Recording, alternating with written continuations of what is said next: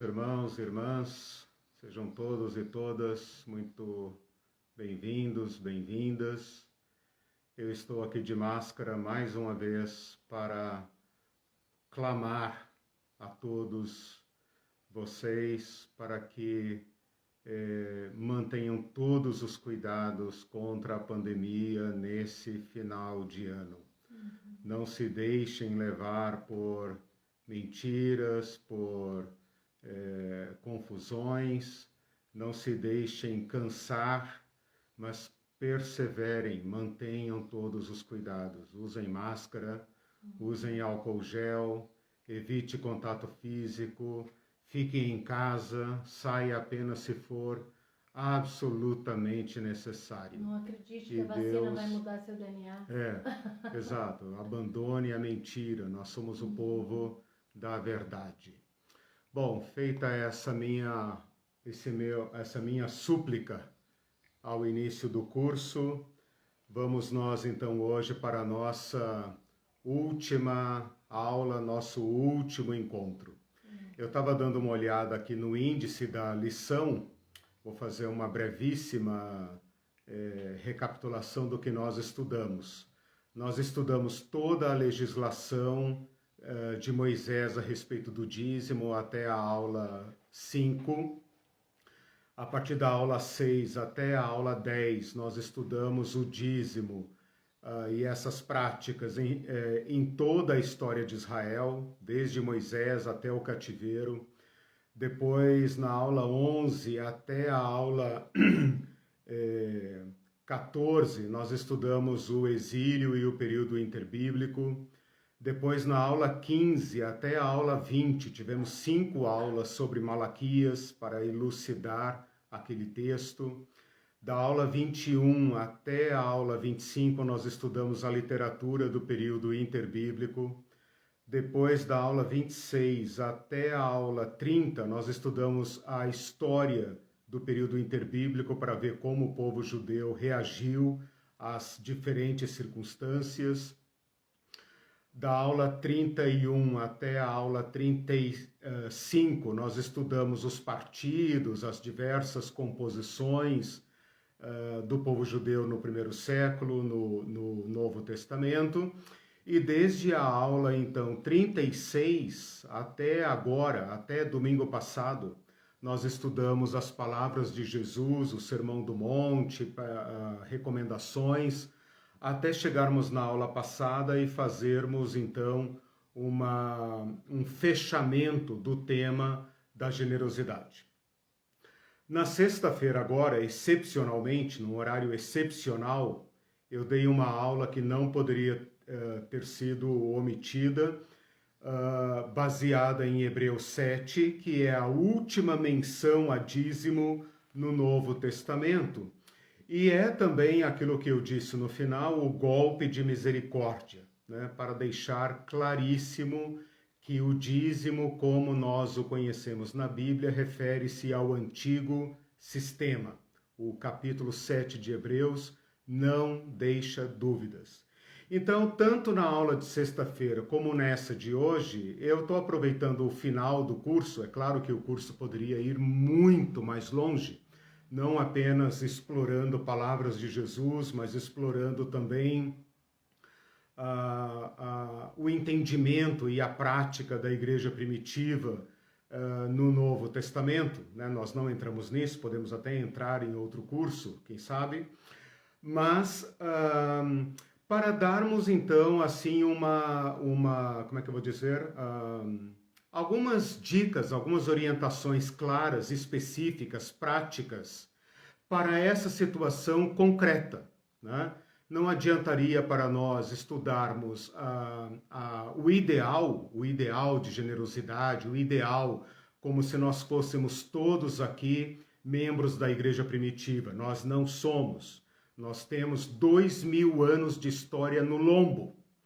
Então, como é que nós vamos enfrentar essa situação que, por causa, né, da própria história, do decurso do tempo, se encontra distorcido, apresentando suas doenças, suas precariedades, seus erros, suas distorções, né? Coisas corretas, claro, né? Mas também distorções.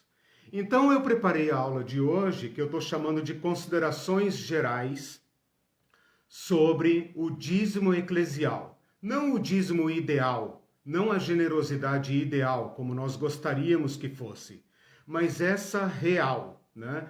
Essa que nos trouxe a essa excrescência, né? Chamada teologia da prosperidade, que nos presta um favor. Eu estava pensando, quando você tem um erro extremo numa certa área, você vê, por exemplo, em diversas áreas, tanto na educação, na política, por exemplo, extrema-direita, né? Extrema-esquerda.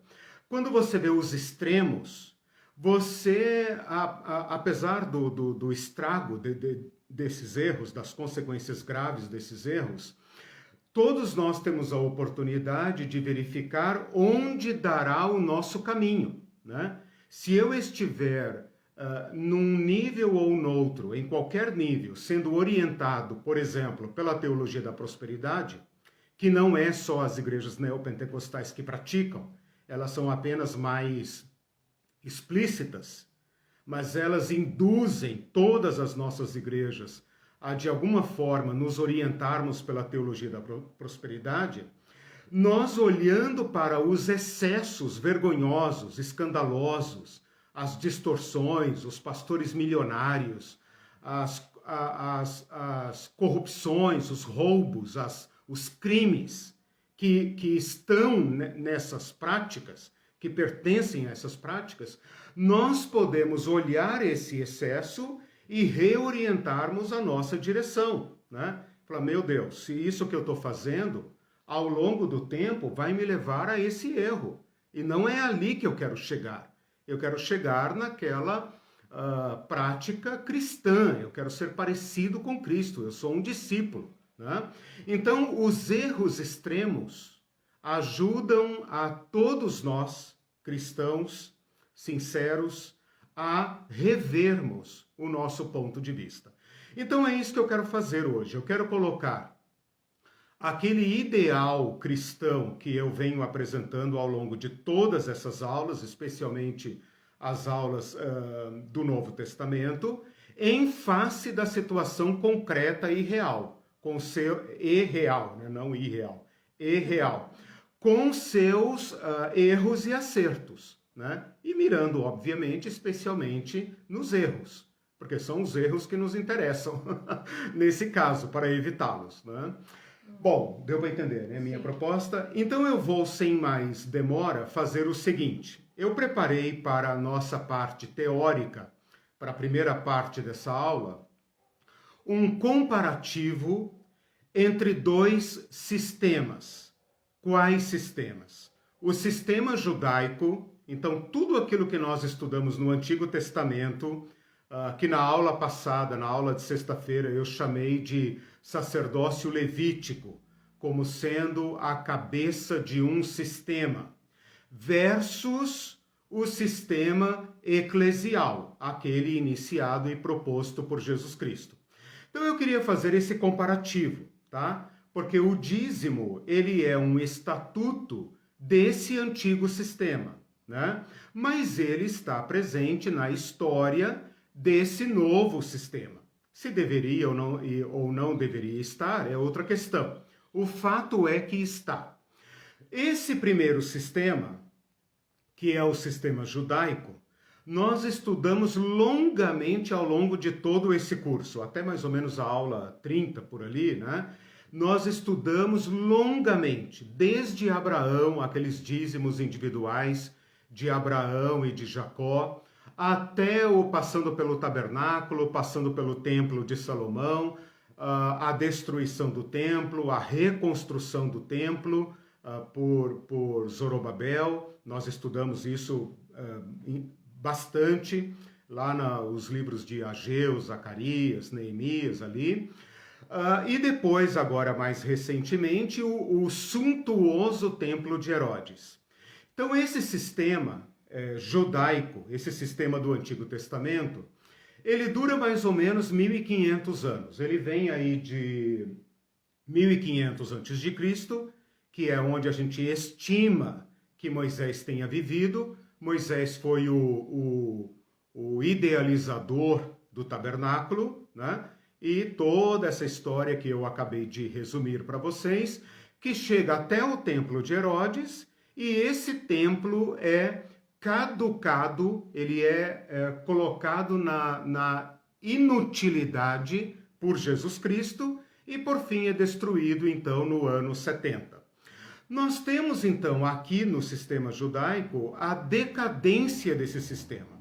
Ele começa no Sinai com uma teofania, ele começa com Moisés vendo Deus face a face, Deus fazendo uma aliança. E esta aliança é mediada pelo sacerdócio levítico e o sistema do templo é então, digamos, um sistema único, não de saúde, né? Mas é um sistema único que engloba toda a nação na religião do Antigo Testamento. Isso tudo vocês sabem, não dá para resumir, não dá para, digamos, alongar mais do que isso, porque seria todo o curso de novo. O que eu vou narrar agora é um desenvolvimento desse outro sistema, o sistema das nossas igrejas. Eu estou chamando de sistema porque é um complexo histórico muito grande, né? Se do lado de cá eu coloquei aí 1.500, 1.600 anos até a destruição do templo, né? Porque a gente coloca 1.500 a.C., mas o templo é destruído quase que no final do primeiro século. Então, 1.500, 1.600 anos existiu esse sistema judaico. O sistema eclesial, desde as páginas do Novo Testamento, do livro de Atos, até os nossos dias, englobam aí seus 1.900 e tantos anos, né? De Atos até agora.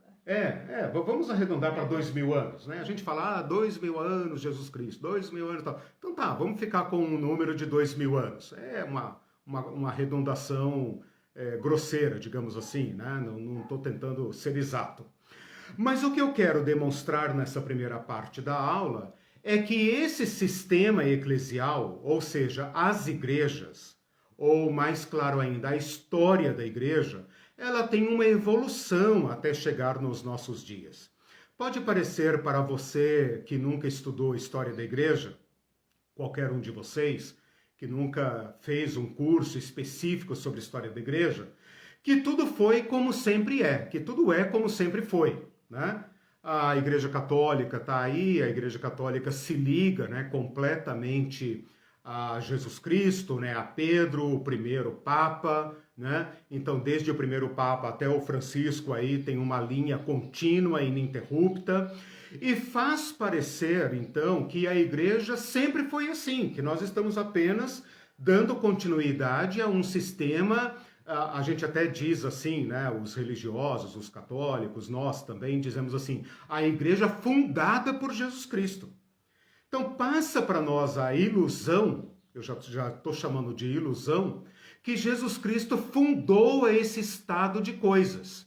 E essa minha historinha agora a respeito da igreja é para provar de modo documentado, de modo objetivo, que não. Nem em relação à Igreja Católica, nem em relação às igrejas protestantes. Nós não podemos dizer sequer que estamos dando continuidade à Igreja dos Reformadores, porque nós que não somos católicos dizemos o seguinte, não foi Lutero que fundou nossa igreja, não foi Calvino, não foi o Zwinglio, não foram esses caras que fundaram a nossa igreja.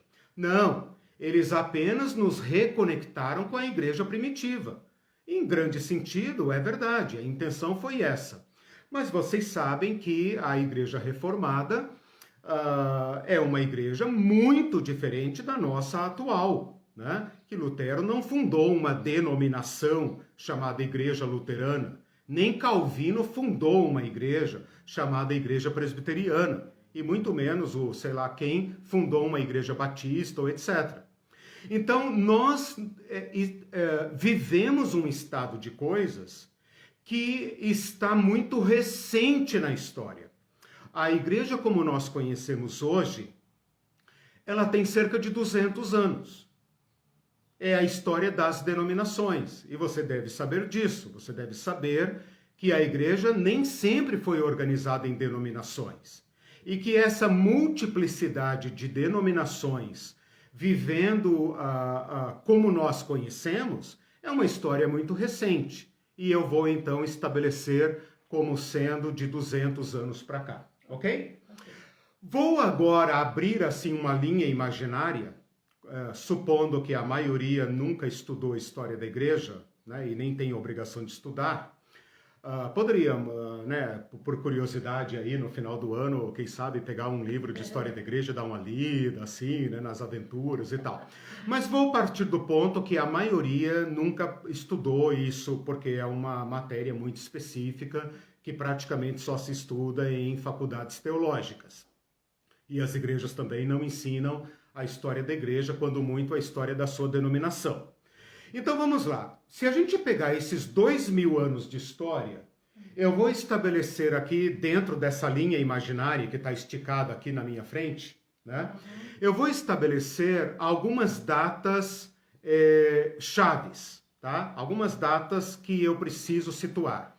Eu não vou contar a história da igreja. Eu vou estabelecer algumas datas que marcam a relação da igreja com o poder, a relação da igreja com o dinheiro, que é o que nós queremos, ok? Então, de Jesus Cristo até o ano 100, então a primeira data que eu vou colocar é o ano 100. Por que ano 100? Porque a partir do ano 100, nós saímos das páginas do Novo Testamento, ok? Então nós temos a igreja do ano 100 e pouco, 200 e pouco, 300 e pouco. Nos anos 300, nós temos que colocar aqui uma data crucial, uma data que marcou a história da igreja para sempre, que é este nome Constantino. Então, nos anos 300, eu não vou ser mais exato que isso, depois eu vou dizer porque nos anos 300, ao longo do século 300, nós temos a conversão de um imperador, tá? Depois nós temos o ano 1517, que é o ano da Reforma, tá? Então, 1517, para ser específico, né?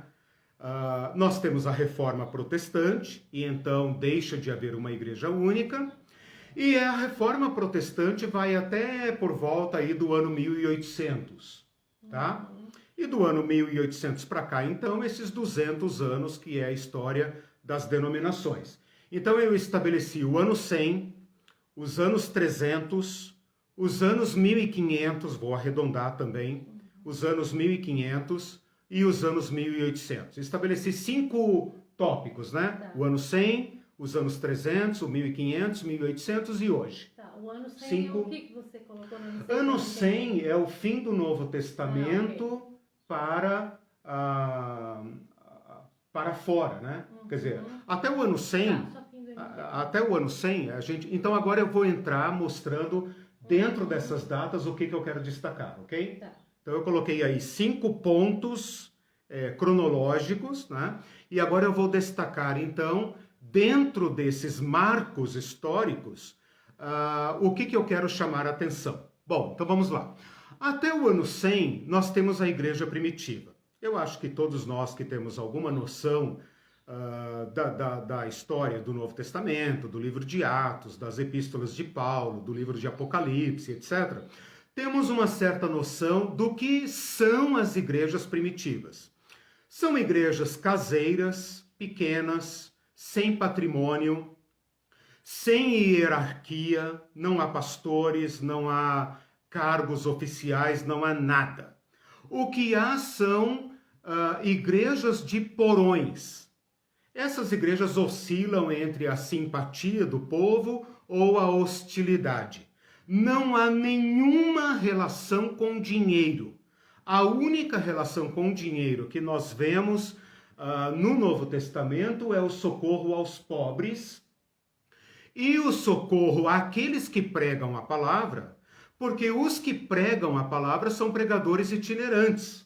Então não é que a igreja primitiva tem pastores fixos, presbíteros, diáconos e tal, como se fosse um staff pastoral com salário, né?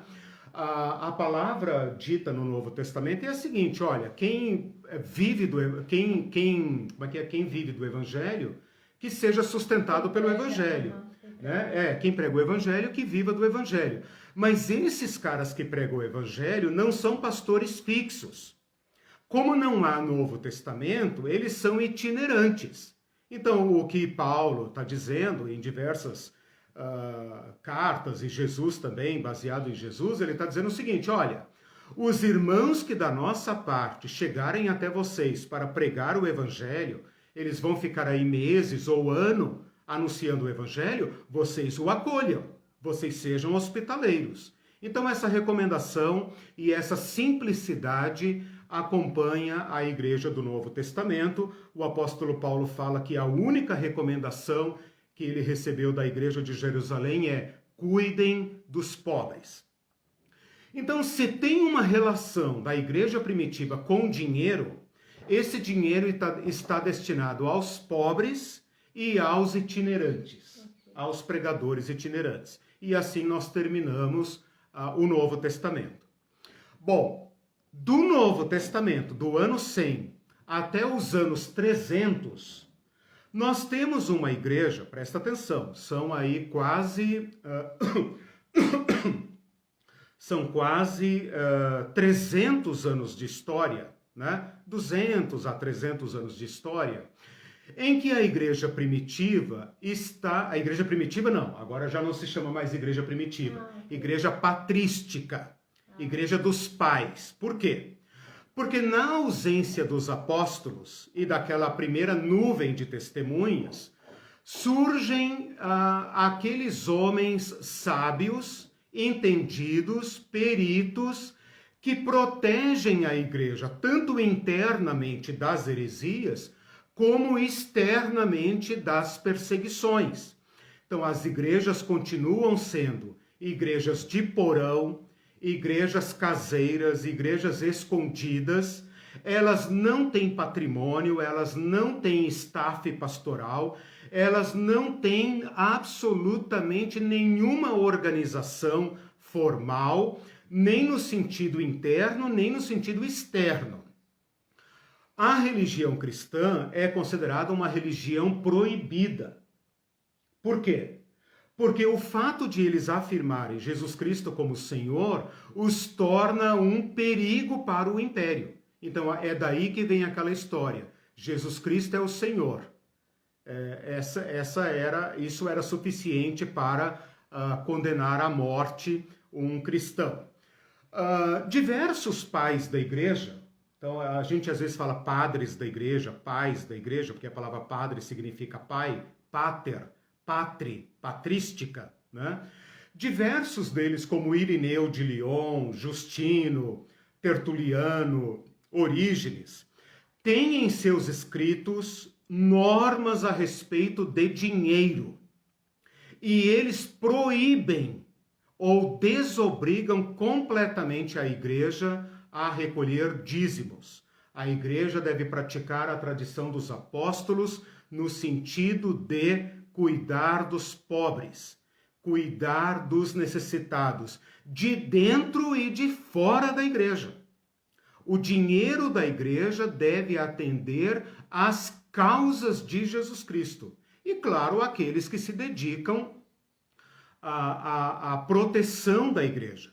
Mas, às vezes, especialmente o pessoal das igrejas mais antigas, eles querem pensar que esses bispos da igreja eram verdadeiros príncipes, como os bispos de hoje, com suas roupas e tal, não sei o quê. Não! A maioria deles morreram ou queimado, ou nas arenas, ou trucidado, ou escalpelado, né? Eles seguiram a tradição dos apóstolos. E esta igreja sofredora se espalhou por todo o império de modo incontrolável. Ok? Então esta é a igreja que sucede à igreja dos apóstolos. Então, a orientação era para cuidar dos pobres dentro dos fora pobres da igreja. e daqueles que protegiam a igreja. Não fala em dízimo. Não. Aliás, fala em dízimo. Contra. Né? Eu tenho uma coletânea, talvez a gente até dê um curso sobre isso, seria interessante, mas eles desobrigam completamente a igreja porque eles querem se distanciar do judaísmo. Eles entendem claramente que Jesus Cristo os separou da sinagoga. Seria muito cômodo para eles, até um certo ponto, se fazer passar por judeu. Porque o judeu tinha alguns privilégios no Império Romano. Quem não tinha privilégios eram os cristãos. Né? Inclusive a tensão entre cristãos e judeus aumenta muito aí. Né? Por outro lado, né, sendo justo aqui com a história, depois da queda de Jerusalém, os judeus se tornam um perigo para o Império Romano. Né? Eles desenvolvem guerrilhas, ataques, as guerras romano-judaicas. Né? E os cristãos não querem mais agora ser parecidos com os judeus. Né? Então a situação muda. Tá? Bom, chegamos aos anos 300. Nos anos 300, o Império Romano está sendo profundamente assediado internamente e externamente, e ele está enfraquecido. Então surge um imperador chamado Constantino, que supostamente se converteu. A mãe dele era crente, era cristã, e ele supostamente se converteu. Ele disse que ele teve uma visão de uma cruz no céu, e com esta cruz ele iria vencer os seus inimigos, iria ser imperador de Roma. E por causa disso, ou por outros motivos inconfessáveis, suspeitos, o fato é que esse imperador Constantino tira de sobre a igreja cristã a proibição. Ele autoriza o culto cristão. Ele autoriza o culto cristão. Esta conversão de Constantino, no início dos anos 300, somada ao final dos anos 300, quando um outro imperador chamado Teodósio, não precisa se preocupar com esses detalhes, torna a religião cristã oficial do Império Romano, marcam profundamente a igreja. Porque agora a igreja é sócia do imperador. E ela é sócia do imperador não por coincidência.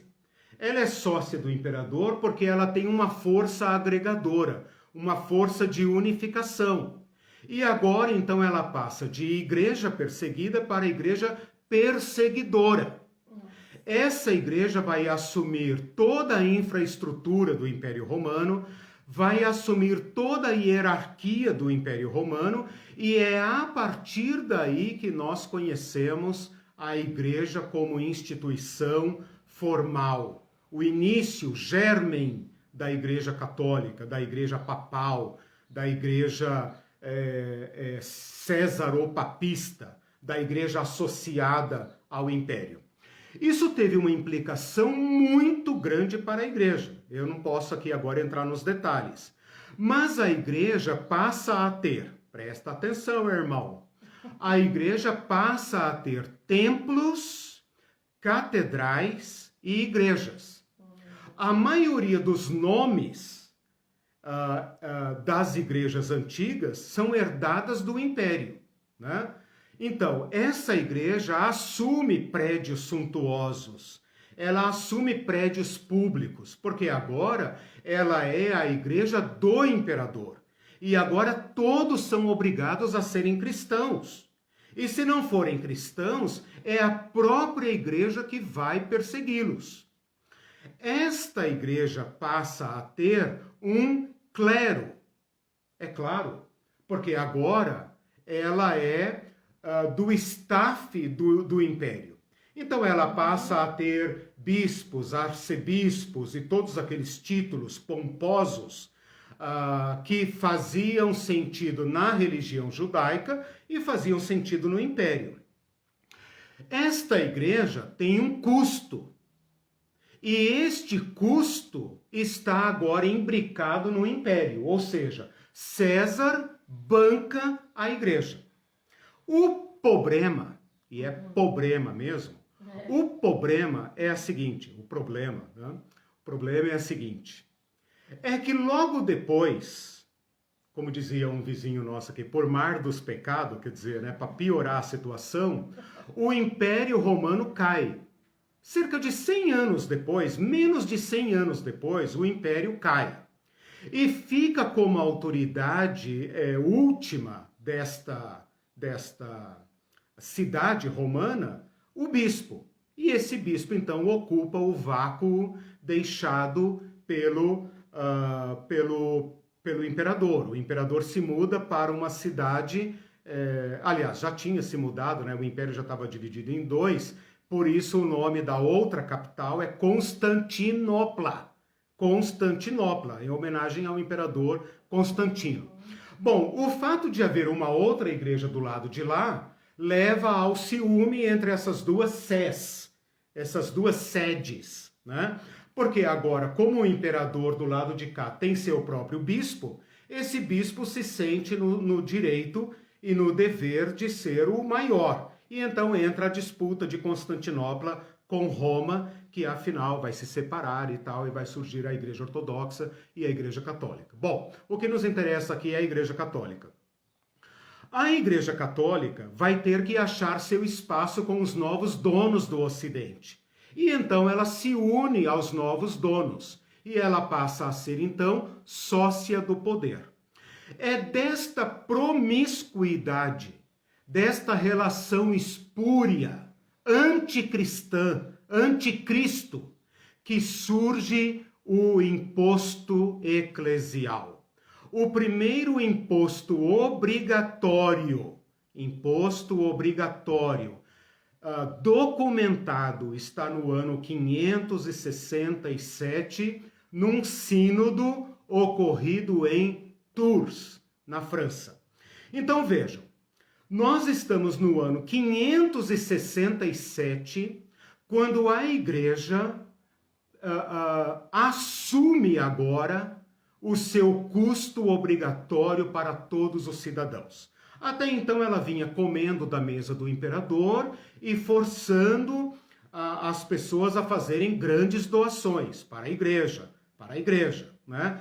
O clero, esse staff pastoral, essa hierarquia da igreja, nasce aqui nesse período.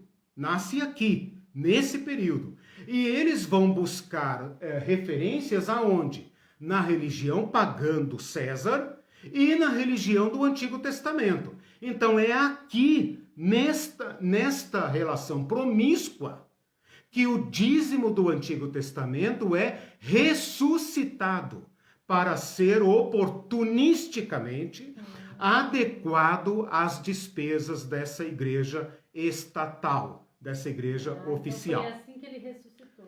Daqui, desses anos 500 até o ano 1500, nós temos a igreja da Idade Média. Aí você tem trocentos filmes, livros e etc. para ler. Veja, eu estou pegando 1000 anos de história. 1000 anos. O que eu posso dizer sobre esses 1000 anos é o seguinte: a Igreja Ocidental, a Igreja Católica medieval, é a Igreja do Papa Supremo. O poder papal sobe vertiginosamente até mais ou menos o ano 1100, 1200 por aí. Nessa época do ano 1100, 1200, o Papa percebe que precisa dar um chacoalhão na Europa, porque os muçulmanos estão chegando, estão ameaçando a Europa. Então eles inventam as cruzadas. E as cruzadas custam muito dinheiro. E eles enfrentam isso. Então as cruzadas estão aí mais ou menos no ano 1100, 1200 por aí. Esta igreja fica tão corrompida por guerras políticas, saques, né? Ela se corrompe a tal ponto que começam a surgir aí por volta dos anos 1300, 1200, 1300, uma forte pressão interna por reforma. Por isso que eu não quero dizer que a reforma é apenas do ano 1500. O Francisco, não esse que está aí agora, o de Assis, né? O Francisco de Assis representa essa denúncia contra a igreja, né? Porque ele vai assumir a pobreza radical. Lendo o Evangelho de Jesus Cristo, ele afronta esta igreja rica, essa igreja luxuosa, essa igreja, como é que eu poderia dizer? Essa igreja rica, corrupta, né? De fato corrupta, né? Muito corrompida. Ele afronta essa igreja iniciando um movimento de pobreza radical. Ele proíbe os seus discípulos de possuir mais do que a roupa do corpo. Os seus primeiros conventos não tinham sequer teto para que eles se mantivessem perto dos pobres. Bom, nesse período a igreja resiste, ela incorpora essas ordens para não quebrar, né? Mas ela muda para não mudar, até chegar àquele estopim da igreja de Lutero. Na igreja de Lutero, aliás, na época de Lutero, o que está acontecendo? A igreja está tendo que se reforçar muito para manter o seu poder na Europa e para reprimir reformas, diversos reformadores que foram surgindo. E ela tinha medo que algum imperador, algum rei, algum nobre se valesse desses movimentos de rebelião e quebrasse o seu poder. Então, o que ela faz? Ela vai se corrompendo com esses poderes. Ela vai vendendo títulos, vendendo cargos, vendendo paróquias, ela vai fazendo de todas. Até que ela começa uma grande obra no Vaticano. Já ouviu falar em obra de igreja, né? Então, obra de igreja. Esse suntuoso Palácio de São Pedro que está aí, estava em construção nessa época. E a igreja precisava de dinheiro, muito dinheiro, e não estava dando conta. E ela estava apertando, arrochando o Império Sacro Romano, né? O povo da Europa, todos os seus subordinados, ela estava arrochando com eles, até que estava a ponto de explodir a Europa, né? Porque ninguém aguentava mais o peso daquela igreja. Então, acontece aquilo, né? A Igreja Católica vende títulos na Alemanha, que ainda não existia, né? Nos estados alemães. E esses caras que compravam os títulos tinham que mostrar serviço. Então, eles começaram também a arrecadar, e aí que entra a venda de indulgências. A venda de indulgências chegou ao limite. Então Lutero foi obrigado, né, por sua consciência, a fazer aquele estopim, né, no dia 31 de outubro de 1517, quando ele divulga suas 95 teses. Eu desafio vocês a procurarem na internet as 95 teses. Vocês vão ver que várias delas falam sobre dinheiro. Eu sei, né, irmão? Nós somos protestantes, mas nunca lemos as 95 teses. Mas diversas delas falam sobre dinheiro, né? Esses reformadores, então, querem romper o modelo católico. Já estou no quarto período agora, de 1500 a 1800. Eles querem romper o modelo católico, mas eles não conseguem. Então, o que vai surgir nesse período de 300 anos, de 1500 a 1800, são igrejas estatais. Então, é triste admitir que, ao romper com o Vaticano do Papa em Roma, na verdade, o que surgiram foram igrejas protestantes estatais, né? Então, por exemplo, os estados alemães que eram protestantes adotaram a Igreja de Lutero com a mesma força com que a Igreja Católica assumia aquelas partes que se declararam católicas. Houve muitas guerras aí, houve horrores, né? As chamadas guerras das religiões e tal, de modo que a Reforma Protestante, por volta do ano 1700 a 1800, está assim esgotada, está todo mundo exausto, tanto da Igreja Católica como das igrejas protestantes. As guerras empurraram essas igrejas para conflitos insuportáveis, dispendiosos, e estava todo mundo extremamente esgotado. Então, com isso, nós chegamos à Reforma Protestante, ok? O que nós temos na Reforma Protestante? Se você ler Lutero, se você ler Calvino, você vai perceber que eles querem voltar à simplicidade da igreja primitiva. Eles querem voltar, né? O Calvino é capaz de dizer coisas como essas: o dinheiro da igreja é dos pobres. Eles não querem reproduzir o modelo católico. Eles querem ser antipapais, antivaticanos, né? Mas forçado pelas circunstâncias, logo depois que eles morrem, né, e que vem a segunda geração de reformadores e de protestantes, a coisa caminha mais ou menos para uma Europa dividida entre igrejas estatais. Esse é o ponto, né? Então você tem a Igreja da Inglaterra, que funciona mais ou menos como uma igreja católica inglesa. Você tem a igreja evangélica luterana na Alemanha, que funciona mais ou menos como uma igreja católica. Você tem, eu estou dizendo em termos institucionais, não estou falando de teologia, tá? Estou falando em termos de instituição, de gestão, né? Você tem igreja na Holanda, igreja e tal. Então, assim, os estados nacionais vão se organizando, desculpem, vão se organizando conforme a religião, conforme a igreja opcional, né? E esse estado de coisas causa exaustão no povo da Europa. Junto com pobreza, com doença, com guerras e etc, etc, eles, na verdade, a Reforma Protestante causa muita decepção, por causa dessas implicações que eles não conseguem romper. Tudo bem? Tudo bem. Então, chegando ao ano 1800, eu chego então a essa última etapa da igreja, tá? Essa última etapa da igreja. Tudo bem até aí? Alguma pergunta? Sim. Precisa de uma recapitulação, alguma revisão? A Ivete está dizendo que aula maravilhosa de bíblica e de história, né? Legal. História bíblica. Então, recapitulando rapidamente. Até o ano 100, a igreja do Novo Testamento. Leia lá com honestidade, com simplicidade, você vai entender. Do ano 100 até o ano 300 e bolinha, porque ao longo desse século, nós temos a igreja dos pais. Esses pais são mártires, são protetores da igreja, são sábios, são doutores, deixaram muitas obras escritas. Eu, infelizmente, não sou um estudioso dessa literatura, mas é riquíssima. É a história da igreja, né? Do ano 390 até o ano 1500, nós temos a igreja medieval, a igreja católica, né?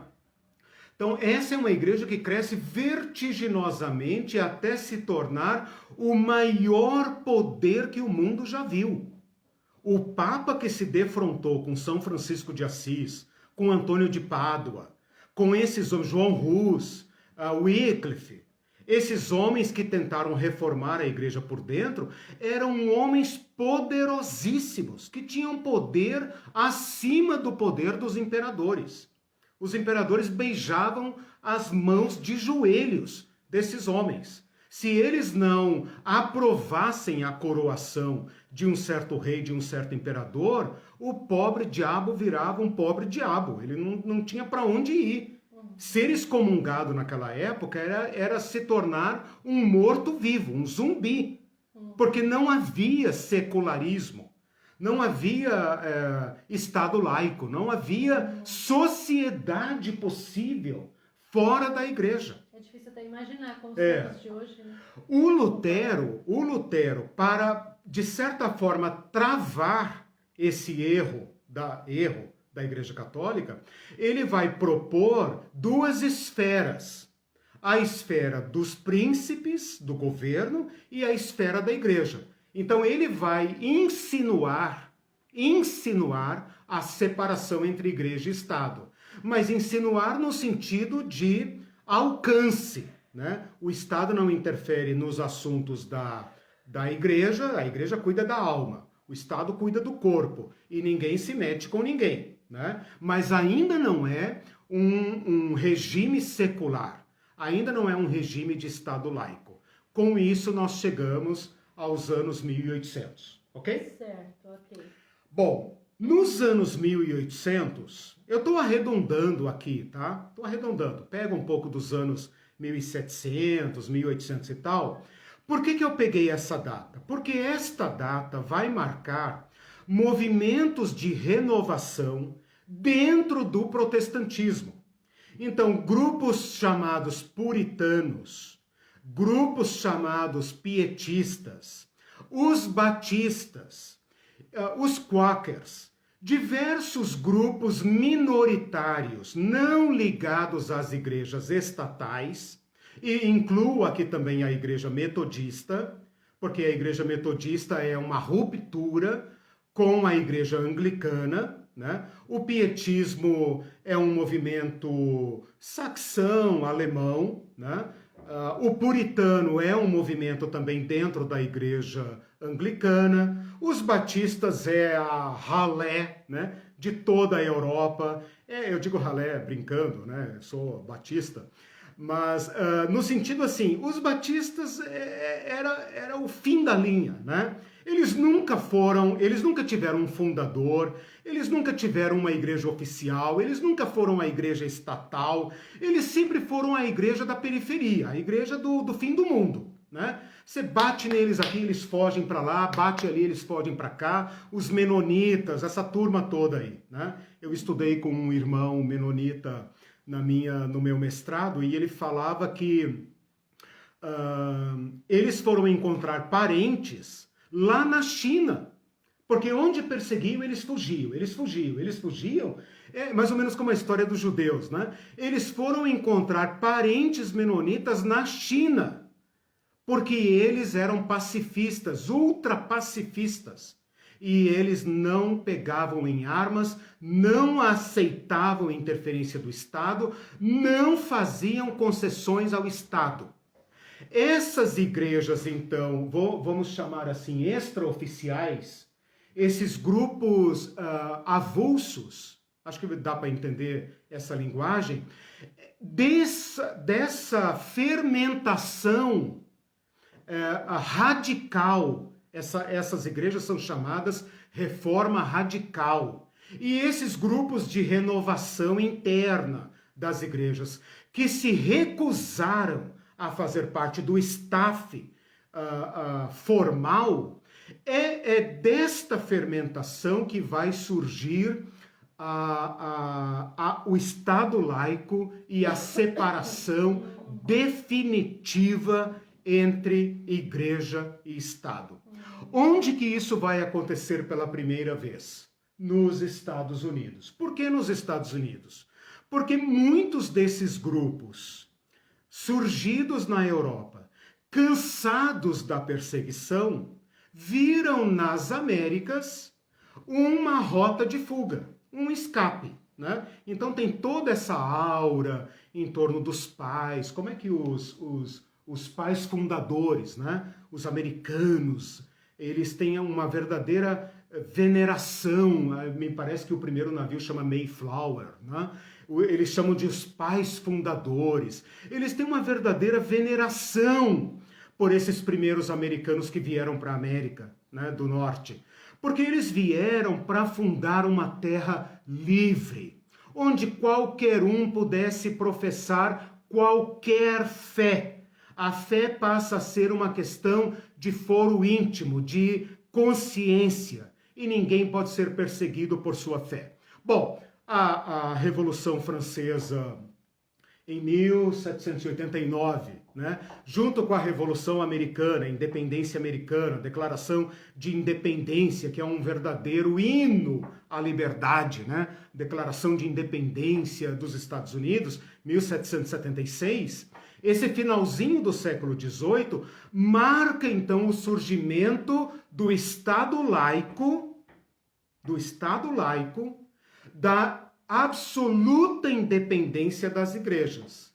que vai gerar, por consequência, né, intencional ou não, vai gerar o seguinte: as denominações.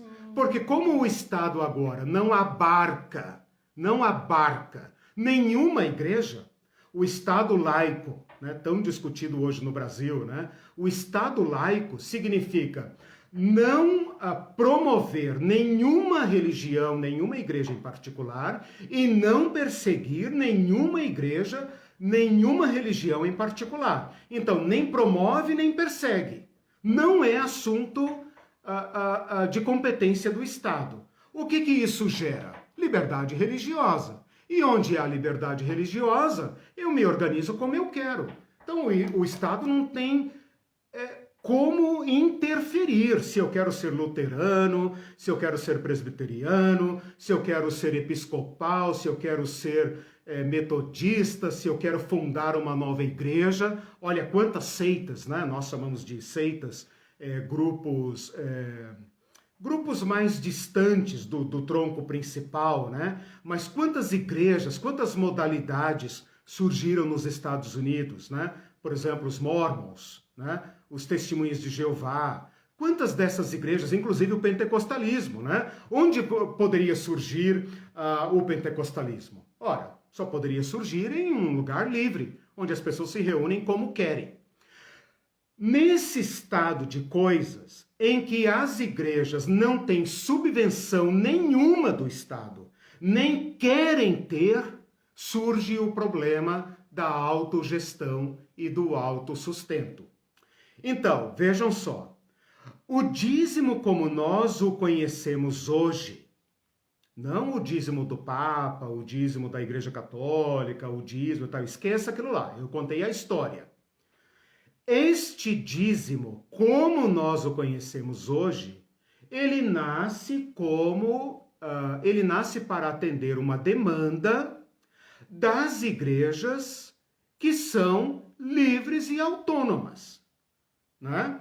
Por exemplo, eu fiquei sabendo que até hoje na Alemanha existe um imposto eclesial. Todo cidadão na Alemanha paga um imposto eclesial para a igreja da sua confissão, né? Eu não tenho muita certeza, se alguém souber aí até pode falar. Me parece que alguém já me falou sobre isso, mas eu não quero dar uma informação equivocada. A Irene também perguntou, né, quando eu falei isso para ela, como fica o alemão que não é de igreja nenhuma. O cara o não religioso. Eu sou ateu, né? Sou alemão e sou ateu. Eu pago imposto para quem, né? Eu não sei como que eles resolvem isso, mas eu sei que até hoje a igreja, na Alemanha, a igreja é assim, e em alguns países ainda é assim. Aqui na Argentina, por exemplo, a igreja católica é oficial, né? E quando a igreja é oficial, ela usufrui de alguns benefícios. A igreja católica no Brasil também já foi igreja oficial.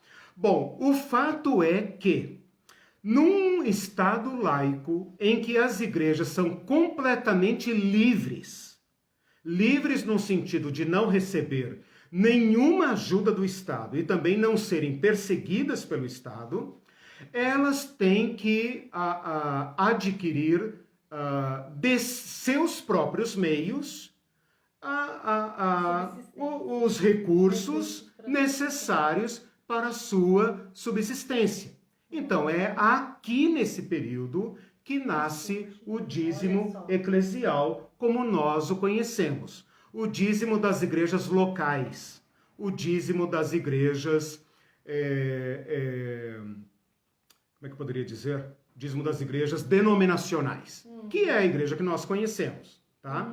Deixe-me fazer ainda aqui, ainda nessa parte de história, um pequeno recorte, só para pontuar a história da igreja no Brasil, né, que é a seguinte: até 1891, até 1889, 91, né, a igreja católica era a igreja oficial no Brasil.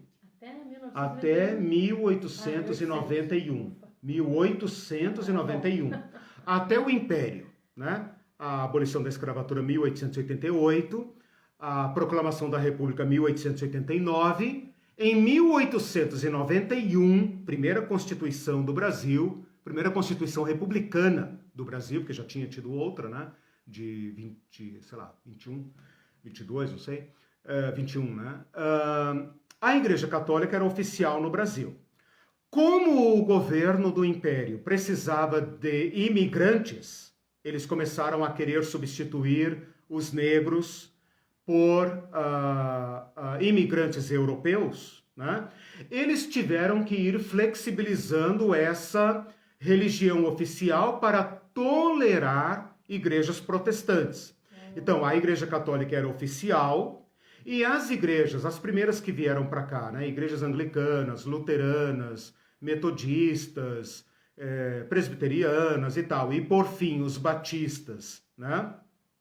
Tiveram que se arrumar por aí, né, em casas que não parecessem templo, não podia fazer proselitismo, não podia fazer nenhum evento público, etc. Então, assim, vocês são tolerados aqui, né? Mas lembrem-se que a Igreja Católica é oficial. Isso trazia uma série de problemas e isso, inclusive, empurrou os protestantes brasileiros, né, um grupo minoritário, a se unir aos republicanos. Porque a República era interessante para o Brasil. Aliás, para o Brasil não, para os protestantes, né? A matriz protestante brasileira era norte-americana, o norte-americanismo era a república padrão dos evangélicos, né? Então foi natural que os protestantes brasileiros acolhessem com muito gosto a igreja, a república, né? E então a primeira Constituição do país, 1891,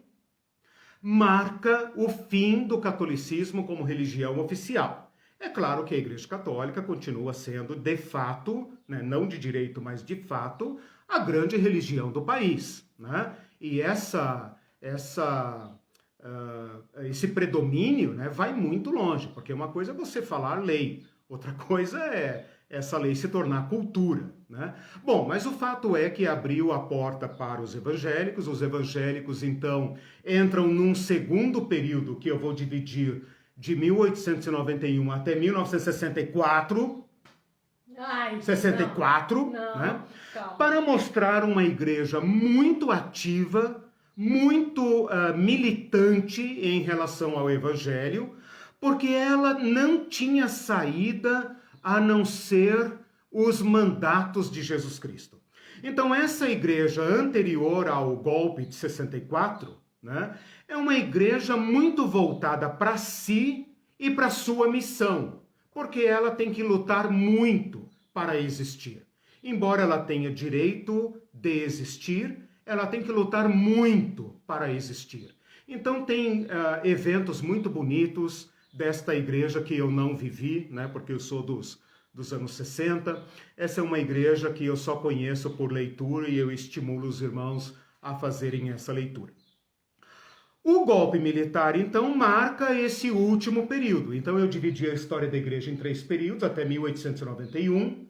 De 1891 até 1964, é aí que entra o pentecostalismo, né? Todos Pentecostes, evangelização, o Brasil mostra a sua força evangélica, etc, etc. Milhões de católicos migram para a igreja evangélica, milhões das igrejas evangélicas migram para as igrejas pentecostais, e com isso nós chegamos então ao regime militar.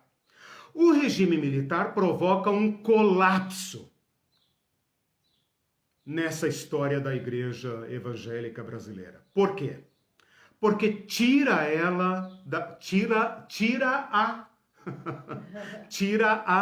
da sua militância evangélica, tira ela de linha, né? Seduz esta igreja para os favores do governo em troca de ela não incomodar. E é claro que ela foi encontrar no nosso meio muitas pessoas dispostas a trocar o evangelho de Jesus por um programa de rádio, etc, etc. Junto com essa intervenção militar nas igrejas evangélicas, eu chamo de intervenção, embora isso não tenha sido necessariamente formal, e desta prostituição todas participaram, tá? Eu não conheço nenhuma igreja que não tenha mãos sujas com esta prostituição política, tá? Junto com isto, veio o presente do padrinho norte-americano, a teologia da prosperidade. É claro, tinha que vir de lá, né? Uma maneira de tornar a igreja evangélica brasileira inócua, tornar a igreja brasileira envolvida com outras causas. E então nós temos aí isso que todos vocês já sabem, que é a igreja que segue a batida do martelo. Oh, no martelo não, martelo tem a ver com outra bandeira, né? Segue a batida do capital, segue a batida do dinheiro. Ela está aí para homologar esse estado de coisas. Ela não pode denunciar nada, porque ela é cúmplice, ela é replicadora do estado de coisas. Esta igreja que está aí, e espero em Deus que em 2020, quem sabe, se eu der esse curso no futuro, eu possa dizer de 64 a 2020, né? Quem sabe 2020 seja o marco teórico, prático, cronológico, né? De um novo modo de ser igreja. 2021, então, né? Sim. Não, quem sabe o vírus seja o pedagogo de Deus, né? Bom, as pessoas vão dizer que eu estou torcendo pelo vírus, né? Não é isso. Bom, o que eu fiz até agora? Eu mostrei para vocês a evolução do sistema eclesial. Então, se aqui do lado de cá, no sistema judaico, você tem aquele tabernáculozinho do deserto, com a tribo pobre oficial de Iavé, a tribo de Levi, aquele sacerdote fiador da aliança, que evoluiu até o Anás e o Caifás e o Satanás, né? Do lado de cá, você tem a igreja primitiva, a igreja de Paulo, de João, de Pedro, a igreja dos pais, que evolui até chegar ao presente estado de coisas. E dentro disso, fiz um recorte para você entender o que é a igreja brasileira, né? Por que nós somos como somos? E por que esses ventos estão varrendo nossas igrejas, né? Por que a orientação das nossas igrejas é essa que é? Por que essas teologias se fixaram em nossas igrejas? Porque a teologia da prosperidade é um vento que circulou pelo mundo. Em alguns lugares não pegou. Aqui pegou. Por quê? Pegou e não sai, né? Não sai, não passa. A gente esteve no Chile um tempo atrás e, por coincidência, conhecemos um motorista de táxi que estava tocando hino evangélico. E eu falei, hermano, né, cristiano. E ele, portunhol, né, irmãos? E aí ele, sim, e tal. Daí ficou sabendo que a gente era brasileiro. Daí ele falou, o Brasil está sofrendo um grande avivamento. Eu falei, opa... Quem te contou isso? Não estamos, não. Jejue e ore por nós, meu irmão. Daí perguntei para ele sobre teologia da prosperidade. Ele falou, passou por aqui. Mas logo a igreja tomou posição, graças a Deus. Os seminários estão cheios, as igrejas estão cheias e tal. Eu falei, ufa, graças a Deus, né? Tem socorro. Eu falei, ore por nós, irmãos. Ponha a mão aqui e unge a nossa cabeça para eu levar essa unção para o Brasil. Tô brincando. Não, tô brincando em parte, né? O que ele me contou é verdade. Mas seja, essa praga pode passar. Nós não somos obrigados a dar acolhida a esse espírito estranho no nosso meio, né? Mas apenas para mostrar para vocês, como eu falei no início, que as coisas não foram sempre assim. Fica parecendo para nós que, se você lê lá a Bíblia, parece que sempre foi assim. Não. Esse estado de coisas atende às vicissitudes, atende às circunstâncias, atende a certas teologias, atende a certos interesses. Então, o meu objetivo aqui foi fazer uma comparação desta evolução histórica, né, para você se situar dentro desse sistema e, a partir de agora, então, eu quero fazer algumas considerações e fazer algumas proposições, né? E conversar com vocês, então, um pouco sobre isso. Tem uns comentários aqui, o Guilherme Falcão disse: excelente resumo histórico bíblico, estudo abençoador e desafiador para nós hoje. Jesus é Senhor, aleluia. Amém. Amém. E o Jasley... Olha que interessante. A igreja que representa o auge desta perversão tem no seu logotipo, né, no seu slogan, Jesus Cristo é o Senhor. Isso é de uma malignidade, né? É uma astúcia propagandística.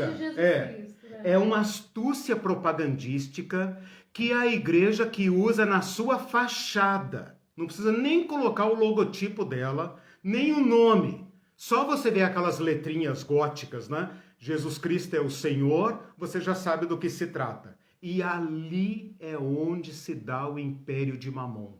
Isso é engano ou não é? Pois é. O Jasley disse: essa aula grandiosa deveria ter 2.226 pessoas assistindo. Tem 26, então ele super multiplicou. Amém. Mas o qualitativo jamais acompanha a massa e vice-versa. É verdade. E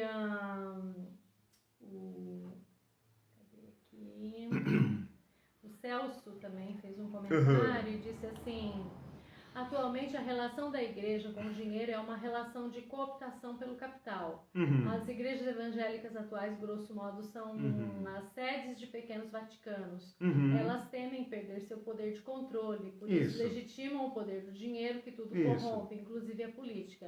Com o pretexto de fazer a obra, a grande massa de pastores tem por meta estar no topo das duas pirâmides, a eclesiástica e a econômica. A bispo brasileiro, dono de império midiático, por exemplo, que detém poder econômico e religioso. Isso caracteriza uma relação promíscua entre a igreja e o dinheiro. Exatamente. Veja que é um desenvolvimento, né? Eu nasci nos anos 60, meus pais já eram evangélicos. Eu posso comprovar, né? Pastor Falcão, qualquer um que tenha uma certa caminhada pode comprovar como as nossas igrejas da infância, a igreja dos anos 60, 70 e daí para trás, eram igrejas simples, singelas, né? Eu lembro como meu pai, nos anos 70, ficou chocado ao ver pastores, líderes de conglomerados denominacionais, tendo motoristas particular.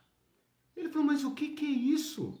Esses caras têm motorista particular. Era o início do desvio, né? As igrejas caminhando para... Agora, eu não quero dar a entender também que todas as igrejas brasileiras são impérios financeiros. Exatamente.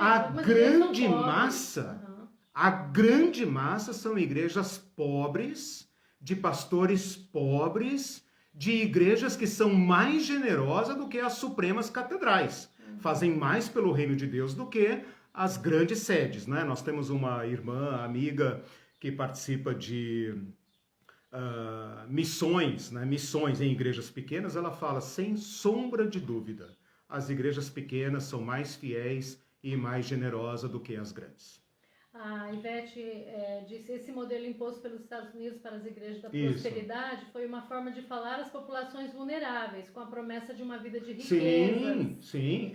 Inserir no mercado. Depois ela coloca de calar os vulneráveis também. Foi calar no sentido que, então, não precisa exigir do governo, é Deus que vai dar e tal. A nossa matriz evangélica é norte-americana, ponto final. Esse é um dado histórico.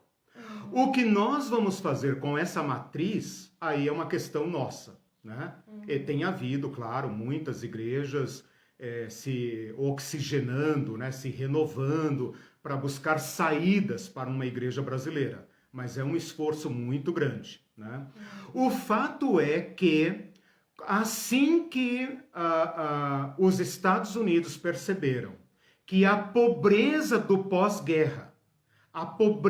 pós-guerra exigia respostas para evitar o alastramento da Revolução Comunista, que estava em plena, né, Guerra Fria e tal, o que eles fizeram? Eles intervieram aqui nas suas unidades mais suscetíveis de propaganda, que era o quê? As igrejas.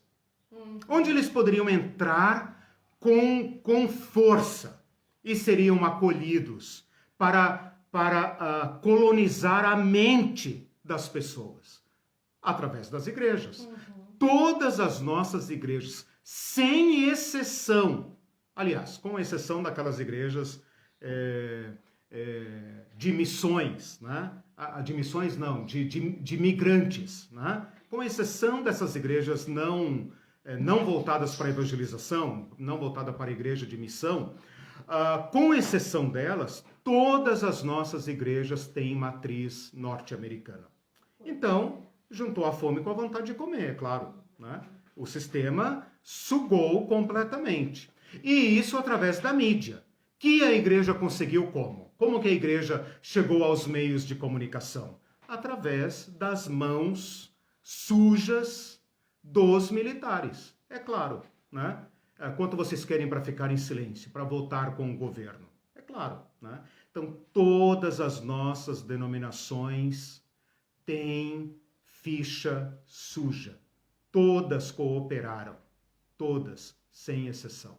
Das igrejas históricas às igrejas pentecostais. Todas participaram desse silenciamento, ou como se diz hoje, desse cancelamento, porque Deus nunca se deixou ficar sem profetas. Escolheram o lado errado de novo, né? Isso é meio histórico, né? Quando você pensa no racismo, na escravidão, né? É uma escolha novamente, né? Uma falta de discernimento, né? De ter o lado que está oprimindo o povo, né? Isso. A igreja responde ao seu tempo, né? Nós temos esse desafio, eu tenho falado isso para todo mundo, né? Nós queríamos ter vivido em outra época, meu Deus, igreja primitiva, igreja da reforma, igreja do avivamento, sei lá o quê. É aquele papo de velho, né? Olhar para trás e criar como os tempos eram bons e tal. Não! Nós vivemos esse tempo. E o cristão olha para trás, sim, para a tradição, para a história, como nós estamos fazendo agora, mas nós também olhamos para frente. O que é que nós vamos fazer desse estado de coisas? Nós vamos manter tudo isso ou nós vamos refletir profundamente e nos reconvertermos? Não estou falando aqui conversão no sentido espiritual, estou falando no sentido etimológico, né? Aderirmos continuamente a Jesus Cristo, ao clamor de Jesus Cristo nesse tempo. É isso que Jesus Cristo quer que a gente faça, né?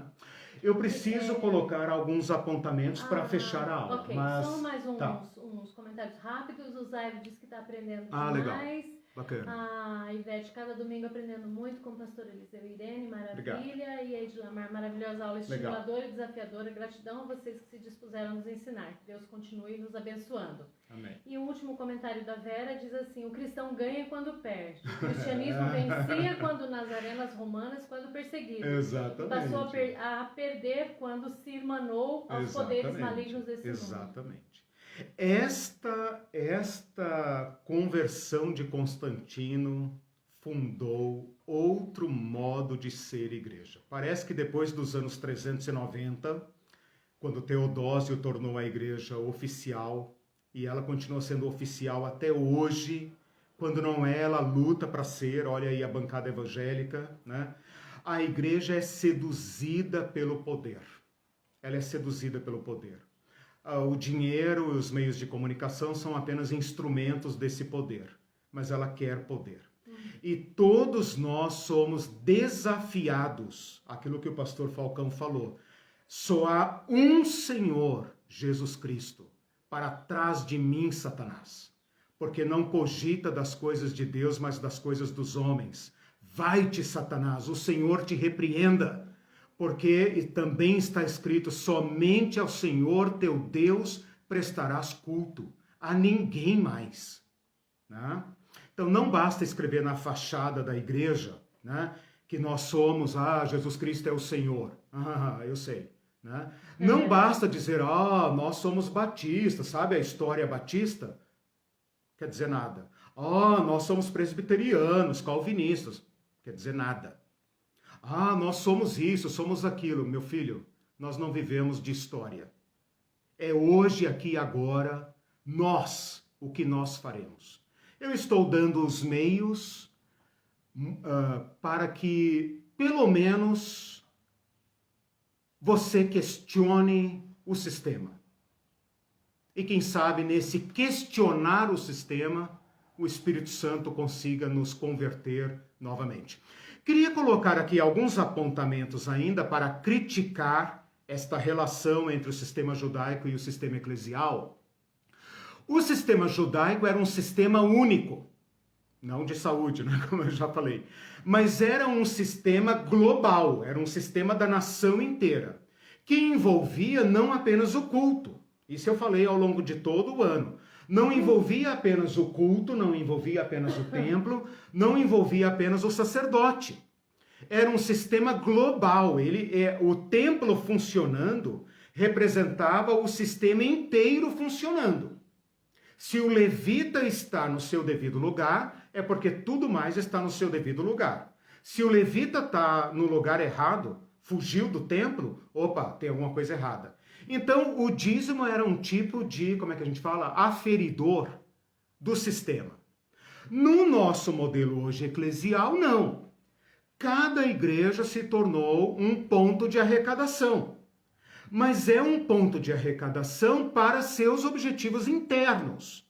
Então, enquanto o dízimo judaico era um sistema público, social, nacional, né, que incorporava funções do Estado, na igreja atual, na igreja livre, a igreja do Estado laico, esse dízimo, cada igreja se torna um ponto de arrecadação. Ora bolas, você dá dízimo onde você congrega, né? Via de regra, essa é a norma. Você deve contribuir onde você participa, né? Então, cada igrejinha local se tornou uma casa do tesouro, ok?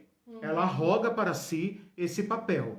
E esse mini centro de arrecadação é para seu consumo próprio. Não é para atingir nenhuma finalidade comunitária, social. Então tem essa diferença. O dízimo sofre uma grande mudança, o dízimo judeu sofre uma grande mudança quando ele se alia ao Estado, à monarquia, Davi, Salomão. Porque a partir dali nós não vemos mais a palavra dízimo, mas nós vemos a palavra imposto. Então, do lado de cá, na igreja, a gente poderia fazer uma seguinte comparação. O dízimo antigo, ele tinha uma finalidade social. Hoje, o nosso dízimo não tem finalidade social. O nosso dízimo, ele tem a mesma natureza, a mesma finalidade que uma mensalidade de qualquer sociedade autônoma, né?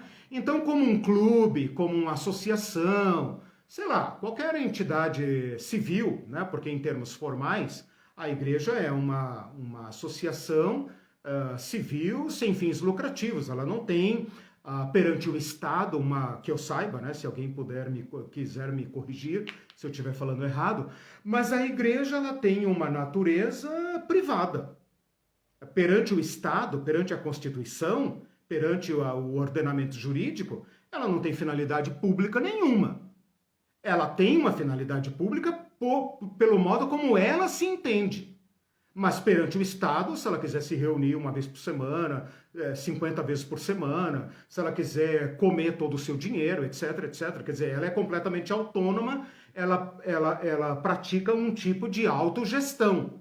Ela paga quanto ela quiser, ela não paga se ela não quiser, etc, etc. Né? Inclusive, igrejas não estão subordinadas ao Estado, nem com respeito à legislação trabalhista.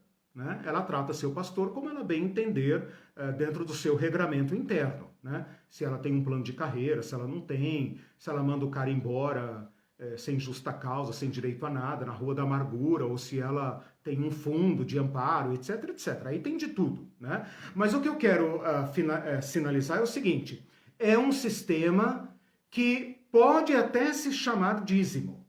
Pode até se chamar dízimo. Mas efetivamente ela é uma mensalidade. né?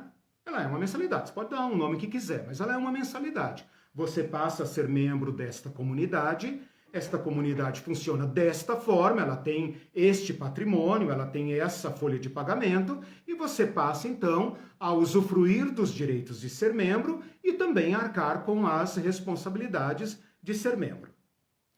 Uma outra coisa, um outro comparativo que eu queria fazer é o seguinte: no sistema judaico, a finalidade do dízimo era distribuição. Então veja, há uma classe de pagantes e há uma classe de beneficiados. Quem são os pagantes do dízimo judaico, do dízimo do Antigo Testamento? Os produtores rurais. Quem são os pagantes na igreja? Todos os membros. Não é membro, não tem obrigação, mas se é membro, tem obrigação. Aqui no Antigo Testamento, qual é a base de cálculo? Sobre o que se deve recolher dízimo? Sobre o produto do campo. Toda a produção agrária, toda a produção pecuária. Então, sobre a produção do campo, sobre o produto do campo, ou seja, sobre vinho, azeite, etc, etc, farinha, etc, etc, e sobre todos os animais cultiváveis, né? Os animais que se tinha para a produção. Aqui na igreja, a base de cálculo é a renda bruta do membro. Então, aqui são os produtores, aqui são todos, então é completamente diferente, né? Todas as operações financeiras, obviamente, né? Nem todos atendem, mas você deve dar 10% de todas as suas entradas, né? Inclusive as mesadinhas das crianças, que já são sendo treinadas, né, para serem futuros membros da comunidade. Aqui no sistema judaico, você tem os isentos. São isentos do dízimo todos os não produtores, todas as outras profissões pequenas, né, porque a sociedade era agrária, e todos os pobres. Então, mulheres, órfãos e estrangeiros e todos os pobres são isentos. Na igreja, no sistema da igreja, não tem isentos. Considera-se uma contribuição proporcional. É uma mensalidade, porém não é uma mensalidade fixa, é uma mensalidade proporcional às suas entradas. É você que diz quanto você ganha, baseado nisso você calcula 10% e entrega para a sua comunidade. A lei de Moisés não tinha penalidade para não entrega do dízimo. O dízimo era um aferidor. Se você não desse o dízimo, você incorria em uma reprovação moral. O mesmo acontece também nas igrejas, aí depende de cada igreja.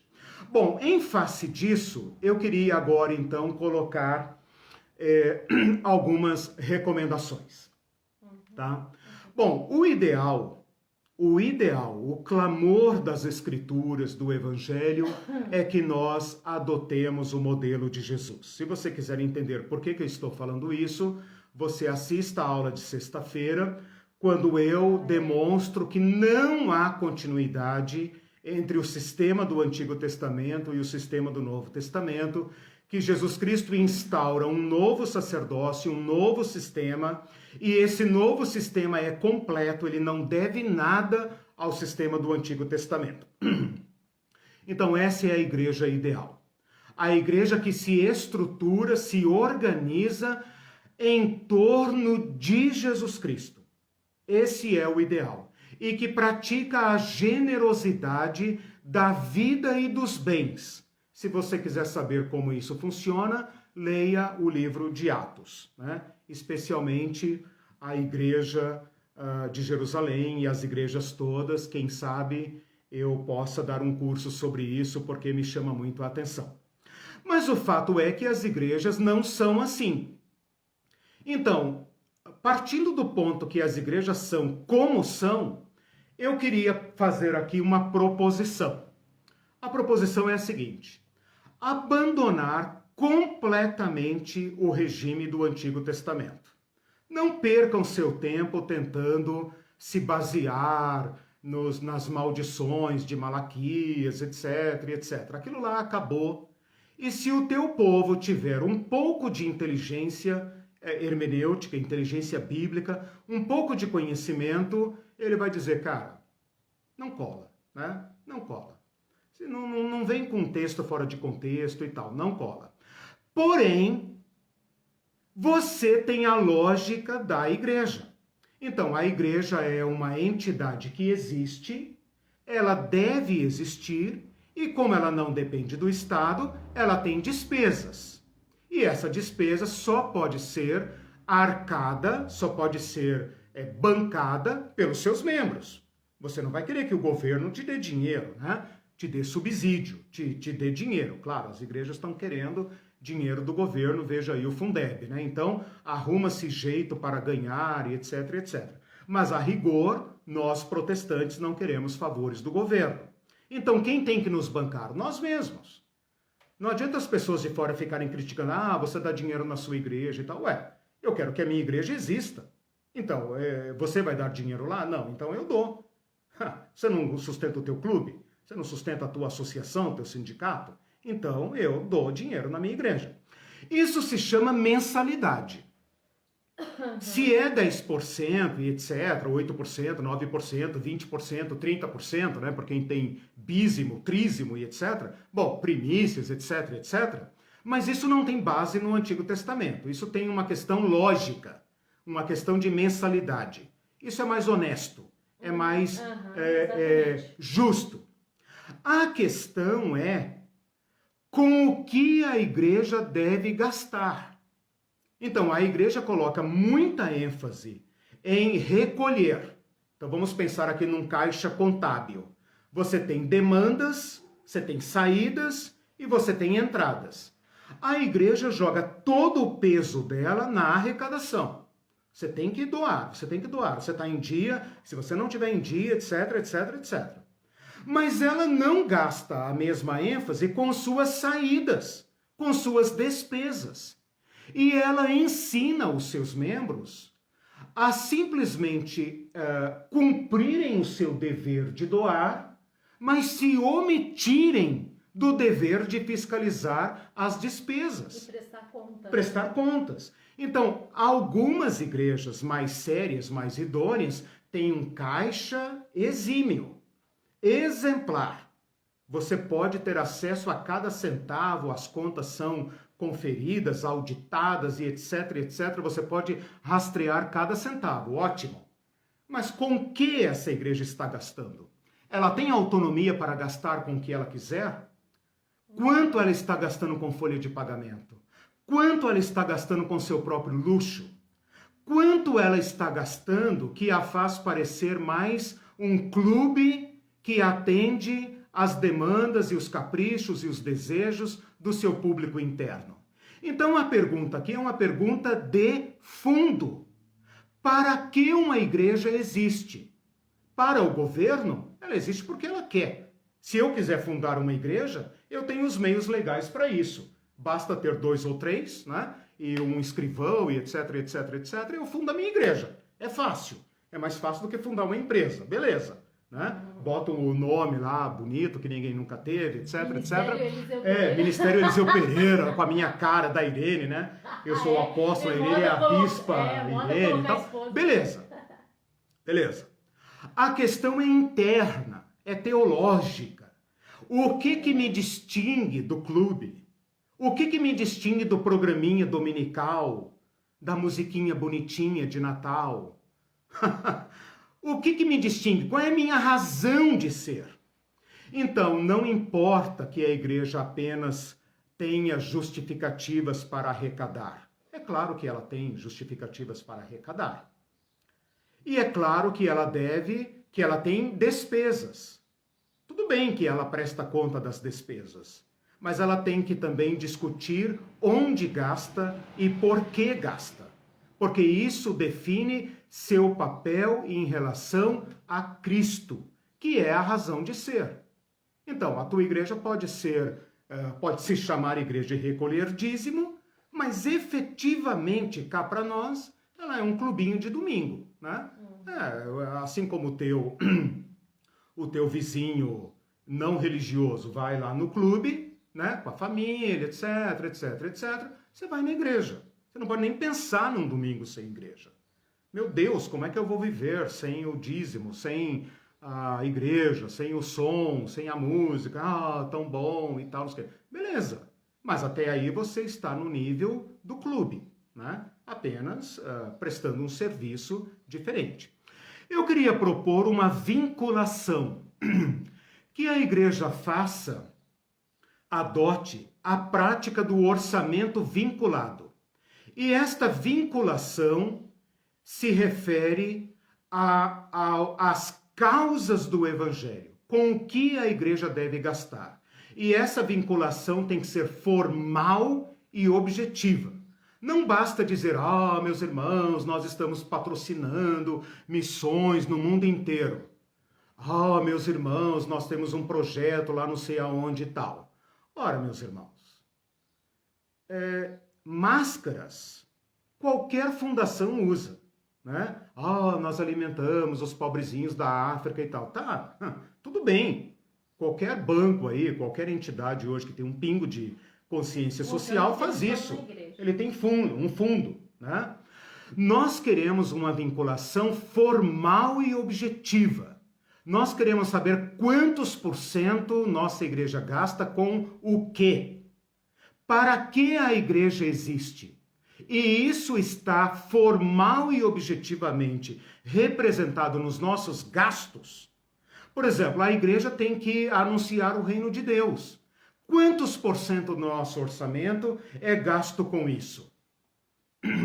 Quantos % do nosso orçamento é gasto com o testemunho do evangelho? Com a formação crítica dos irmãos? Né? Quantos % da nossa igreja é gasto apenas com infraestrutura? Que papel tem a infraestrutura nas nossas causas, nas causas do evangelho? Então eu proponho que se faça vinculação. O orçamento público do governo é odiado, porque o parlamento brasileiro estabeleceu obrigação. O governo tem que gastar tantos % do orçamento com educação, tem que gastar tantos % do orçamento com saúde.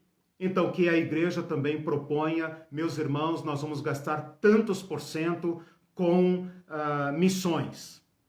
Nós vamos gastar tantos % com socorro aos pobres, porque a pobreza está aumentando. E nós vamos colocar um teto salarial para as nossas folhas de pagamento. Ou seja, nós não gastaremos mais do que tantos % do nosso orçamento com folha de pagamento. Meu Deus, rimou tudo. E uma coisa importante que eu quero colocar aqui então no final. O trabalhador é digno do seu salário. Ok, aqueles que pregam o evangelho, que vivam do evangelho. Mas no mesmo capítulo, 2 versículos antes, está escrito: de graça receberam, de graça deem. Mateus capítulo 10, versículo 8. De graça receberam, de graça deem. 2 versículos depois, o trabalhador é digno do seu salário. Esta é a norma da igreja primitiva. Então, se a igreja tem que custear pessoas que vão viver em tempo integral nas suas igrejas, tem aqui um teto teológico para qualquer deles. Ninguém pode enriquecer às custas do evangelho.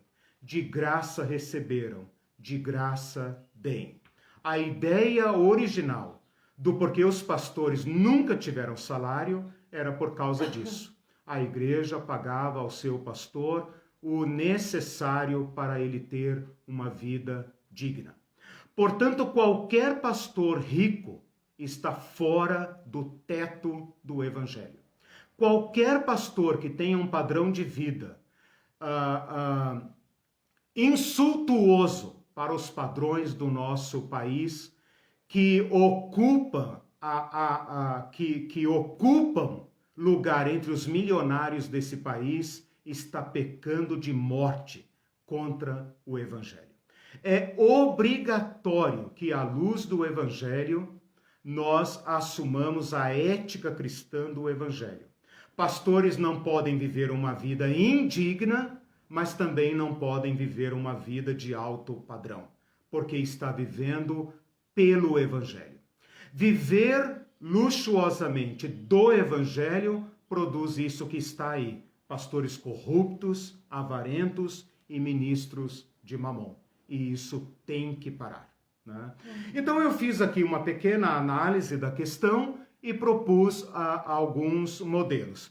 Só para vocês entenderem, e eu já estou terminando, nem todas as igrejas, são 11h35, já estou terminando, nem todas as igrejas praticam o dízimo como as nossas igrejas praticam. Eu queria propor aqui 2 modelos para vocês verificarem. A Igreja Luterana Brasileira não pratica dízimos.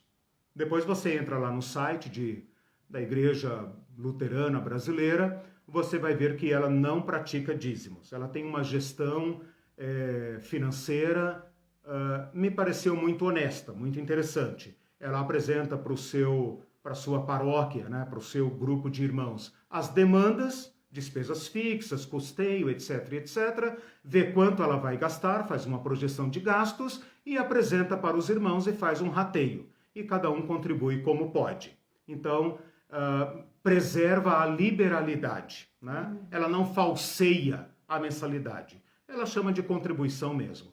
E a Igreja Católica, que pressionada pelo exemplo evangélico estava adotando a linguagem do dízimo, recuou. A Igreja Católica formalmente não usa mais a palavra dízimo e voltou a praticar a questão da generosidade e falar, olha, cada um contribua como pode, a igreja é tua, a igreja é nossa. E inclusive esse Papa Francisco, ele desincentiva, ele reprova que se passe a ideia para os paroquianos de que a igreja está cobrando pelos serviços. Porque nós evangélicos dizemos o seguinte, a igreja católica não recolhe dízimo porque ela cobra. Mas a igreja católica está fazendo um grande esforço para que a pessoa que usar as dependências da igreja para um casamento ou contratar um serviço especial, ela faça contribuições e não pareça que está dando uma contrapartida por um serviço. Ela quer afastar essa ideia. Então tem pelo menos 2 modelos brasileiros que funcionam por meio de contribuições. E cabe então a cada um de nós, cristãos individuais, que não esperamos que nossas igrejas terão força moral para fazer essa reforma, cabe a cada um de nós adotar esse discipulamento pessoal em relação a finanças, em relação à generosidade, dentro da sua igreja. Assuma compromissos financeiros com as causas de Cristo. Assuma pessoalmente, se a sua igreja entende que ela vai gastar fortunas com mármore, com granito, com, sei lá, ar-condicionado, com luxos e etc, etc, assuma pessoalmente o compromisso de não financiar aquilo que não é causa de Cristo. Mármore não anuncia o Evangelho. Granito não é expandir o reino de Deus. Vamos dizer a coisa clara, né? Expandir o reino de Deus é dar testemunho da ética de Jesus Cristo, da salvação de Jesus Cristo. E para isso a igreja tem que ser exemplo. E se ela não for exemplo, ela não está anunciando coisa nenhuma, ela está fazendo apenas proselitismo, e muito do que nós chamamos evangelismos e missões, nada mais é do que expansão dos nossos negócios. Pronto, falei. Nem tudo que nós chamamos missão é missão. Nem tudo que nós chamamos, estamos fundando igreja em tal lugar, não sei o quê, é a expansão do reino de Deus. É a expansão dos negócios. Irmãos, não tem uma igreja da nossa denominação no bairro tal. E nós queremos ter, todo mundo já está lá, e nós também não estamos. Isso não é expandir o reino de Deus, pelo amor de Deus, né? Vamos falar o português claro. Expandir o reino de Deus é conduzir pessoas a Cristo. Ou a igreja faz isso ou não faz isso, e é com isso que ela tem que se comprometer, inclusive financeiramente. Então é sua responsabilidade, pessoalmente, sua família, assumir compromisso com as causas de Cristo. Vem lá uns irmãos dizendo, estamos distribuindo Bíblia gratuitamente, tá? Opa, isso aí eu quero. Isso eu banco.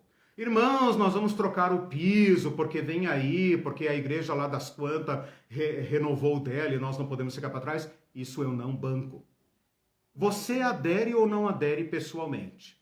E, por favor, abandone aquela ética do avestruz, né? Meu dever é dar, entregar o que eles fazem com o dinheiro, não é problema meu, né? Isso é péssimo, péssimo, por favor, né? Você tem um compromisso pessoal com Jesus Cristo. Antes de ter um compromisso com a sua igreja, você tem um compromisso pessoal com Jesus Cristo. E o mínimo que podemos fazer é ajudarmos a nossa igreja a se converter às causas de Cristo. Em qualquer assembleia dizer, irmão, é justo que a gente assuma essa despesa na atual situação, irmão. Olha quantas pessoas desempregadas na nossa igreja. É justo que nós façamos esse gasto. É justo que a gente faça isso, seja pedra no sapato, né? Essa igreja aqui dos 2000 anos de história sempre teve pedras no sapato, né? Diversos deles, né? Então esse é meu convite. Uns comentários finais aqui. Nossa, arrebentei tudo hoje. Fora... O tempo, eu quero dizer, não arrebentei nada, arrebentei o tempo. Diga. Fora as injustiças que às vezes essas igrejas grandes também fazem até com seus próprios pastores, missionários menores de congregações pequenas. Todo mundo sabe disso. A Ivete colocou um exemplo aqui, dizendo, já tive uma causa trabalhista de um pastor que em 3 dias foi colocado para fora da casa ao lado da igreja. Isso! Sem nenhum direito. Na decisão, o juiz se baseou no estatuto da igreja, a associação, e indeferiu todo o pedido. Exatamente. E aí, se o juiz fez isso, a igreja não teve que ser moralmente responsável pelo irmão, eu conheço, pelo pastor que é essa... um irmão, Sim. né, também. E para não sofrer esse tipo de violência, o que o carinha da igreja faz, né? Sim, senhor. Né? Exato. Ele não vai botar a família dele em risco. Até quando vamos ter que combater a tentação de Satanás a Cristo? Ou Exatamente. seja, aquela de distorcer a palavra de Deus. Aviva, ó Senhor, a tua obra e tereis vida com abundância. Dessas expressões surge o tal avivamento. Exatamente. E o cerne da teologia da prosperidade. Onde está esse tal de avivamento que não resgata o pobre, a viúva, o órfão, o desamparado? Esse avivamento é só para comemorar centenários e centenários de denominações religiosas? Exatamente. E a Yudes ainda comentou o livro Brasil Nunca Mais. Sim, terrível. tá. É o inquestionável registro de que apenas uma denominação e Dom Evaristo Arnes se pronunciaram contra as torturas, mortes e todas as barbáries praticadas de 64 a 80. Demais denominações foram coniventes e silenciaram criminosamente. Agora, deixa eu fazer um adendo aqui importante. Quando eu disse todas as denominações, eu não estou dizendo todos dentro delas, né? Quer dizer, todas as denominações tiveram os aliados dos militares. E dentro dela também tiveram os mártires e os profetas, né? As lideranças todas dentro dela, Assembleia de Deus, Batista, Presbiteriana, todas metodistas, todas delas tiveram irmãos presos, mortos, torturados, exilados, né? Então bem lembrado. Esse pastor James Wright, né, é presbiteriano. Né, o que participou do projeto Brasil Nunca Mais, presbiteriano, né? Entrou na guerra porque o irmão dele foi sumido, foi desaparecido, né? Então meteu a mão no negócio e aderiu à causa, né? Mas em todas elas houve, tá me faltando a palavra, mas teve os que cederam, né? Teve resistência, mas teve também os traidores, né? Que se tornaram espiões, infiltrados, né? Que ameaçavam irmãos, ameaçavam pessoas. Né? O Bebeto colocou... E por isso enriqueceram. Sim. Vai ver por que a tua igreja cresceu. Lucraram. O crescimento da igreja. Vai ver por que ela cresceu, quem bancou. Né? Talvez esse crescimento da nossa denominação nos denuncie. Tenha sangue. Talvez as igrejas pequenas tenham sido mais honestas, por isso não cresceram. O Bebeto colocou questões para colocar sobre a mesa em nossas rodas de conversa. 1. O que Jesus pensa de nossa igreja? Exato. 2. Que igreja Jesus espera que sejamos? Exatamente. Ainda mais a base de todo esse curso aqui, né? Exato. Estamos dispostos a recomeçar a partir de Cristo, redefinindo a nossa agenda, prioridades a partir da vida, ensino e exemplo dele? Claro. Ou então, nós não somos igreja de Cristo, né? Somos um clubinho religioso, né? Nós temos que justificar nossa ligação com Cristo. Perfeito, Bebeto. E a Tânia Sansone disse, quando eu falei da igreja de Atos, quando eles foram reconhecidos, como eles foram reconhecidos como cristãos, os meus pastores me excluíram. O Roberto... Às vezes a exclusão é uma bênção, né, minha irmã? Eu Às acho vezes que a exclusão é uma bênção. Roberto aqui é o Betão. Quando alguma pessoa for excluída assim, que sacuda o pó dos pés do sapato e fala, bom, eu avisei, né? Eu avisei. O Roberto, que acho que é o Betão, pela foto, disse que o problema é que muitos líderes é que ditam quanto são dignos de seu salário. Sim. São os atuais profissionais da fé. Exatamente. Né? Eles mesmos usam esse versículo. Isso nunca deu certo. Então a igreja vai ter que rever essa questão. Tem pastores recebendo salário de fome, né? E isso é indigno, e tem pastores que estão na lista da Forbes. E entre a classe alta e esses obreiros pobres, né? Tem aí a classe média sofisticada e tal, que não abre mão dos seus direitos e com isso compromete a sua pregação. Né? A Cida está dizendo que os testemunhos de Jeová também não praticam dízimo, apresentam as despesas e os membros contribuem. Que interessante. A Ildes disse que é privilegiada por fazer parte desse grupo do pastor Dr. Eliseu, sua sábia esposa. Obrigada, Ildes. E a Tânia, acho que comentou aqui em cima também, dizendo que fechou o curso com chave de ouro. Amém. Gratidão. Legal. Ok, então... o último de Bebeto diz assim, além da proposta de elaboração de orçamento participativo, a igreja pode também definir que os seus templos se tornarão espaços abertos a serviço da comunidade. Ótimo. Claro, bem lembrado, quando eu falo das causas de Jesus Cristo, né? Que direito tem a igreja de viver um clube e gastar apenas consigo mesma, né?